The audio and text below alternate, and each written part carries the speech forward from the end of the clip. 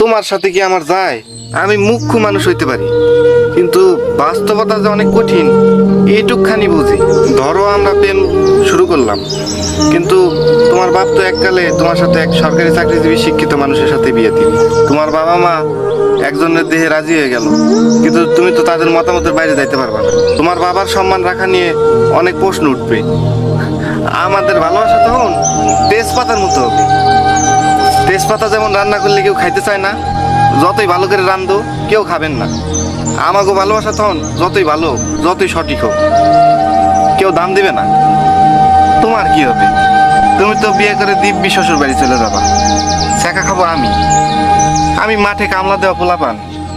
এক পর্যায়ে খাবো বিড়ি, তারপরে খাবো গাঞ্জা, তারপর আরো কত নেশা করে ধ্বংস হয়ে যাবো। তারপর বিয়ের 3 দিন মিষ্টির প্যাকেট হাতে নিয়ে যাবা আত্মীয় স্বজনের বাড়ি।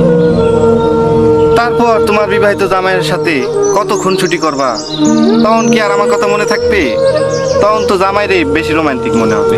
আস্তে আস্তে ভুলে যাবে আমার সাথে কাটানো দিনগুলি, আস্তে আস্তে ভুলে যাবে আমাদের স্মৃতি, আমাকে দেওয়া কথাগুলি।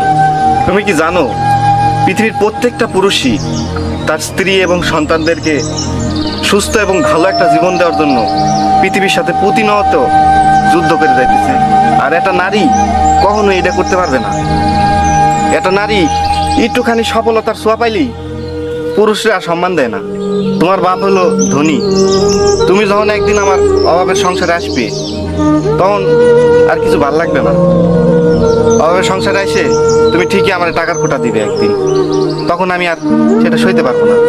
এসব কেন বলছো? আমি তো কিছুই বুঝলাম না, আমি তো কিছুই করিনি। তুমি কিছুই করো নাই, করার আগেই দূরে চলে যাচ্ছি। ভালো থেকে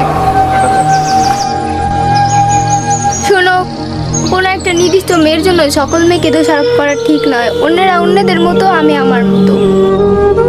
আমি তোমার সাথে কি এমন করলাম যার জন্য তুমি আমার সাথে এরকম ব্যবহার করলে?